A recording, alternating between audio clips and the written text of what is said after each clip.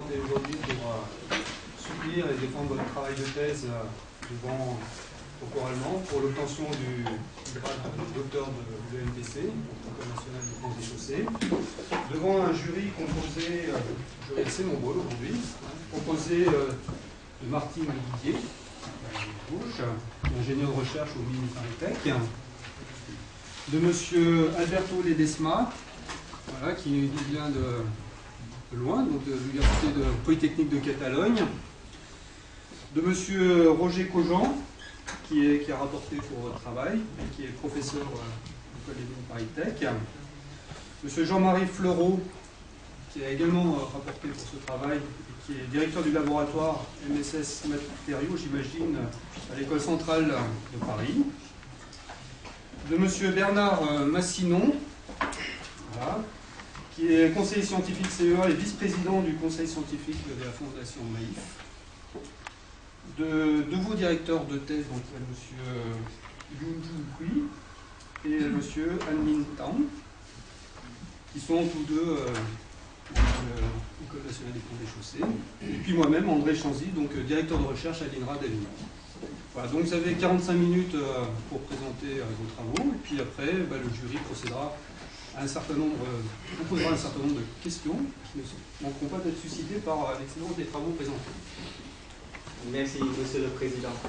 Madame, Messieurs, membres du jury, Messieurs, Dames, je m'appelle Anita et j'ai le plaisir de vous présenter aujourd'hui mon travail de recherche portant sur l'interaction sol-atmosphère en chambre environnementale réalisé à l'équipe géotechnique École des Ponts en collaboration avec la Fondation Maïf sous la direction de M.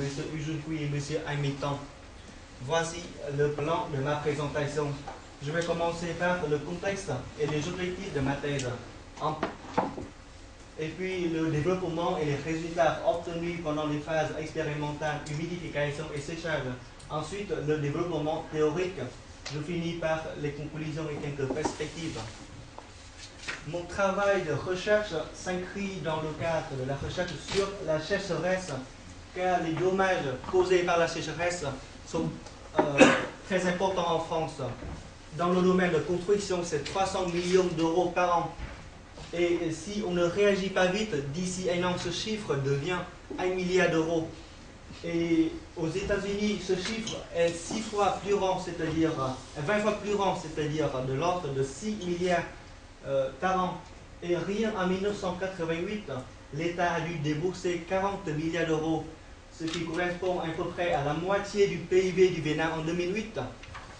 Dans les pays pauvres en Afrique, la sécheresse peut causer également de la famine, des troubles sociaux et des réfugiés climatiques.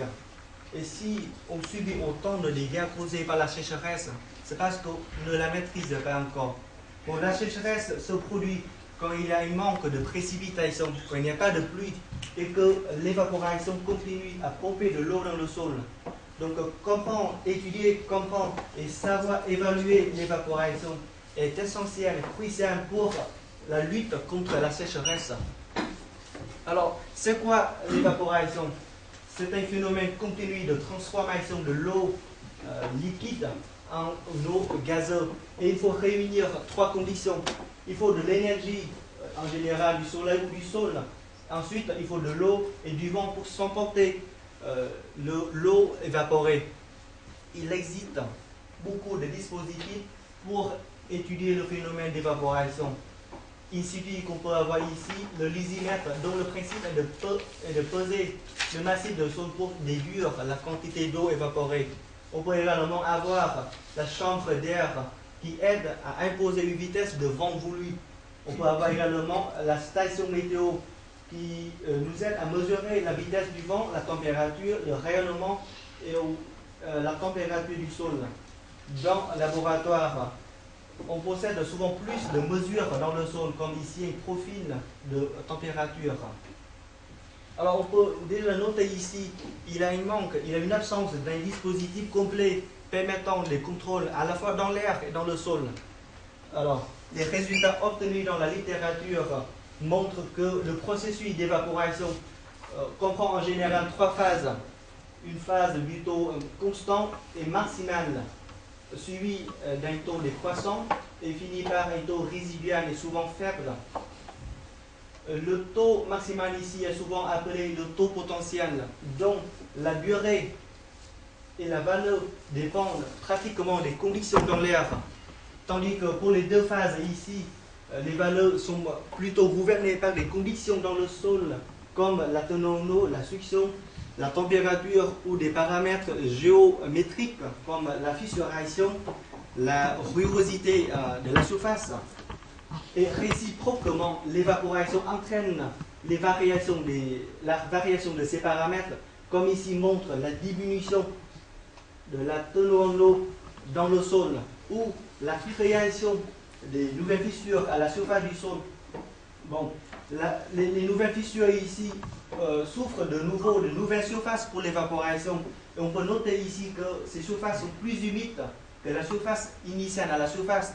Donc, ces fissures peuvent porter un taux important au taux d'évaporation globale, d'où la nécessité, mais également la complexité de la prise en compte de la fissuration dans l'évaluation du taux d'évaporation.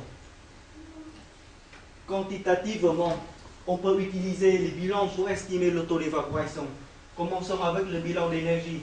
Donc, le rayonnement chauffe la surface du sol et crée le fluide de chaleur dans le sol, le fluide de chaleur dans l'air et le fluide de chaleur latent qui est lié directement au taux d'évaporation. Quant au bilan d'eau, on a la précipitation, une partie pour le ruissellement, une partie pour l'infiltration et le reste pour l'évaporation. Donc si on peut déterminer les trois autres composants de ces bilans, on peut déterminer le taux d'évaporation. Mais manque de données, souvent ces composants sont aussi difficiles à déterminer. En plus, avec les méthodes de bilan, on détermine souvent un taux pour une longue durée, mais ce n'est pas pour un taux instantané. Tandis que les méthodes aérodynamiques, dont la méthode de résistance est la plus complète, permet plutôt de déterminer un taux instantané. Le principe est souvent, c'est sur cette figure, on a ici une humidité spécifique QS dans le sol qui est plus grande que l'humidité spécifique QA dans l'air. Donc on a un potentiel. Donc l'eau s'évapore à cette surface du sol et traverse une zone dans le sol et une zone dans l'air qui sont caractérisées par une résistance du sol et une résistance de l'air. Le taux d'évaporation est maintenant calculé comme l'intensité électrique, potentiel divisé par la somme des résistances. Si le principe paraît assez intéressant, le problème ou la question résiste dans la détermination de la résistance du sol, qui est souvent estimée selon la teneur en eau volumique ou massique moyennée sur une couche de sol. Donc, l'épaisseur est choisie d'une manière confuse et arbitraire. Ça peut être 1, 2, 3, 5, 10, 20, 30 mm. Et on est conscient que la valeur de θ est fonction de cette épaisseur. Le deuxième problème avec cette méthode est que la relation entre le coût RS et θ n'est pas universelle. Ça peut être exponentielle, linéaire, parabolique. Bref, ça change en fonction du sol et la validité est limitée. Donc à ce moment-là, on peut douter sur la pertinence de l'utilisation de la teneur en eau pour évaluer le taux d'évaporation. Ne serait-il pas plus juste d'utiliser la succion? Donc on a ici toujours le rapport AE sur PE, le taux réel sur le taux potentiel. Dans les deux cas, quand la teneur en eau massique est convertie en succion, qu'on observe que les trois groupes de courbes ici pour trois sols différents, sable, limon, argile, sont confondus une fois on utilise la succion. Donc on pourrait dire que la succion permettrait de s'affranchir de la nature du sol. Au deuxième point intéressant avec l'utilisation de la succion, c'est que le rapport entre le rapport AEPE avec les paramètres à la surface et dans l'air paraît très simple. Donc, néanmoins, il reste encore des questions à vérifier. D'abord, on observe sur ces deux figures ici le manque de la troisième phase d'évaporation, la phase résiduelle. C'est parce que les essais ont été réalisés sur une couche de sol extrêmement fine, moins de 1 mm. 1 mm, c'est très fin. Et c'est pour ça qu'il n'y a pas des échanges hydriques et énergétiques entre les différentes couches de zone. Donc il n'y a pas la troisième phase d'évaporation. La deuxième question se pose ici, c'est que pour le cas de limon et l'argile, donc au cours de l'évaporation, il y a de la fissuration à la surface. On l'appelle ça comme ça, mais en fait il ne s'agit pas de vraies fissures entre zone, mais entre le sol et le fond de conteneur. Donc ça pose des questions sur le bilan d'énergie. Et ensuite, on ne peut pas utiliser ces résultats et ces manips pour étudier l'effet de la fissuration sur l'évaporation. D'où l'objectif de mon travail de recherche dans le projet MAIF, c'est de développer simultanément un modèle théorique dans lequel j'utilise la succion comme un paramètre de base pour évaluer le taux d'évaporation et un modèle physique qui aide à guider, à développer et à valider le modèle théorique. Nous avons adopté pour modèle physique une chambre environnementale en laboratoire. Et cette chambre demande 3 éléments clés ici. Une structure adaptée, un sol pertinent et des capteurs pertinents aussi. Et avec cette chambre environnementale qu'on réalise des cycles, humidification et de séchage, et on exploite des résultats pour la phase de séchage pour développer le modèle théorique. Donc, je passe maintenant à la présentation du développement expérimental pour la phase humidification. Donc, voici la structure de la chambre environnementale qui comprend de 4 rampes plexiglas transparents.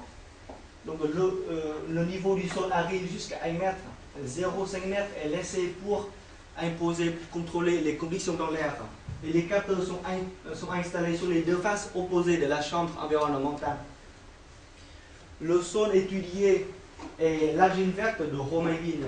C'est une argile assez répandue dans le bassin parisien, sur lequel on a relevé beaucoup de dégâts causés aux bâtis. Et nous avons prélevé cette argile à Ville-Parisis dans une carrière d'exploitation de gypse sur une profondeur de dizaines de mètres. Et à ce jour-là, aucun accès mécanique a été possible. Ça a été 100% manuel. Et nous avons adopté la méthode de luge sur la boue pour prélever de l'argile. Et cette méthode innovante nous a permis de prélever 1 tonne 9 kg. Le sol est ensuite caractérisé en laboratoire et les résultats montrent qu'il s'agit d'un sol fin, plastique et très gonflant. Le sol est ensuite morcelé et séché à l'air pour que la teneur en eau diminue de 40 à 5%. Une fois séché, le sol est broyé à l'aide d'une machine à broyer ici. Ça donne à la sortie 80% de fin inférieur à 2 mm. Donc le tamisage a été nécessaire pour ne garder que cette partie. Et j'ai obtenu à la fin 1500 kg d'argile sèche à 5% de teneur en eau. Donc en même temps avec la préparation de la structure et le sol, c'est la préparation des capteurs. Donc j'ai réalisé des études préalables au niveau du fonctionnement et l'étalonnage de ces capteurs. Donc nous avons ici pour certains types les états propres pour mesurer la teneur en eau volumique. Là c'est pour le gonflement à la surface, pour les mesures de température dans le sol et dans l'air. Et 3 types de capteurs différents pour la succion. Il faut 3 types pour couvrir une large gamme de succion possible.